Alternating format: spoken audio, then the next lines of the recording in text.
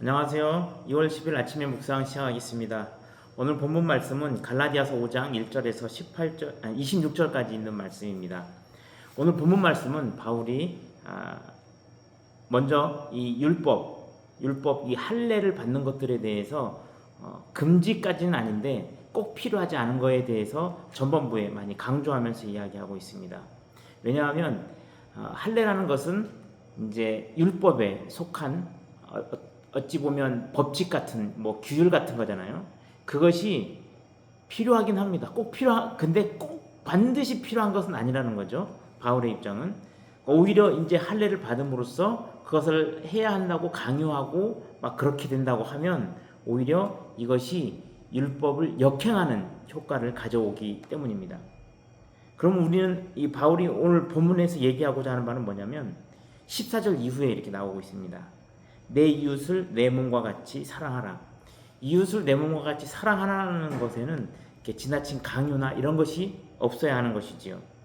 어찌 보면 바울이 얘기하는 할례를 받아야 된다고 얘기하는 사람들에 대해서 얘기할 때 그것 자체가 우리의 욕망을 채우기 위한 것이라고 얘기하고 싶은 것이지요.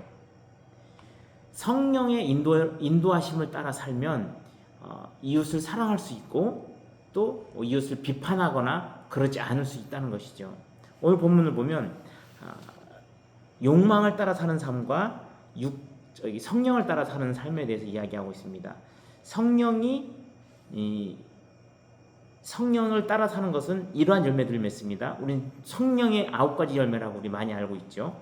사랑, 기쁨, 평안, 인내, 친절, 선, 신실함, 온유, 절제의 열매. 이것이 성령을 따라 사는 삶입니다.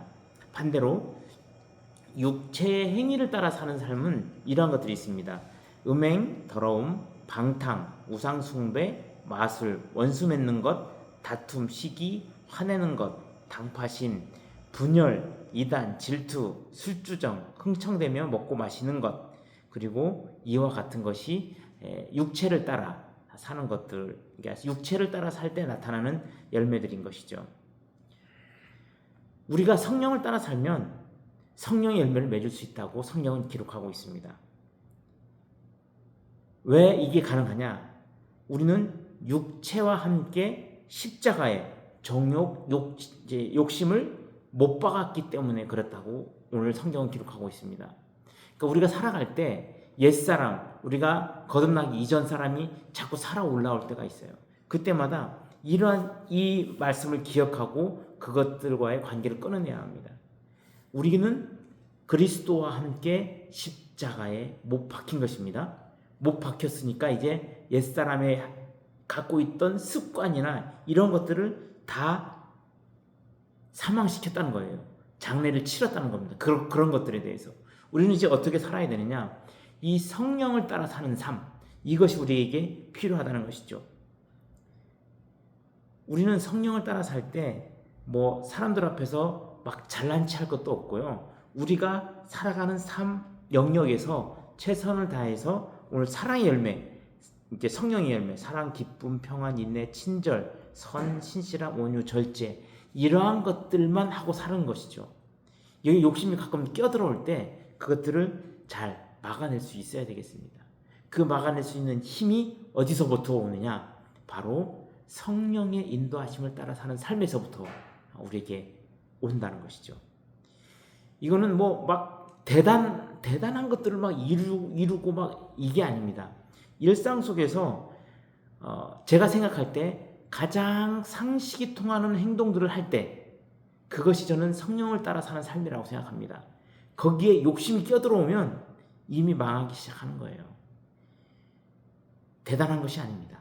우리의 일상 속에서 평화를 바라보면서 또 성령이 무엇을 원하실지 우리가 생각하면서 사는 것이죠. 오늘 본문에 얘기한 성령의 9가지 열매, 이것을 막을 법은 전 세계에 아무것도 없습니다. 이것을 막으면 이미 그것 자체부터가 파탄인 것입니다. 사랑을 하지 못하게 하는 것, 기쁨을 갖지 못하게 하는 것, 평안하지 못하게 하는 것, 상상을 해보십시오. 이것들을 막아버리면 세상의 평화는 사라지고 다툼과 시기와 음행, 더러움, 방탕 이러한 것들이 도처에 널려 있을 것입니다. 우리는 성령의 인도를 따라 사는 사람들입니다.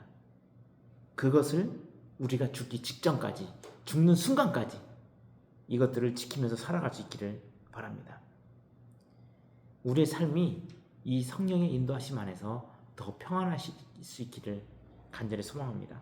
제가 그런 생각을 한번 해봤습니다. 우리의 생각이 어떻게 하면 더, 그러니까 우리 안에, 그리스도인들 안에서만이 아니라 세상 사람들로부터도 저 사람은 참 다르다라고 이야기할 수 있는 기준이 뭘까? 성령의 열매를 맺히는 사람들의 삶이기도 하지만 저는 한 문장으로 이것들을 한번 요약해 봤습니다. 그것은 뭐냐면 우리의 생각 또는 우리의 행동들이 다 이루어졌을 때, 그것들이 다 이루어졌을 때 과연 누가 웃을 수 있는가?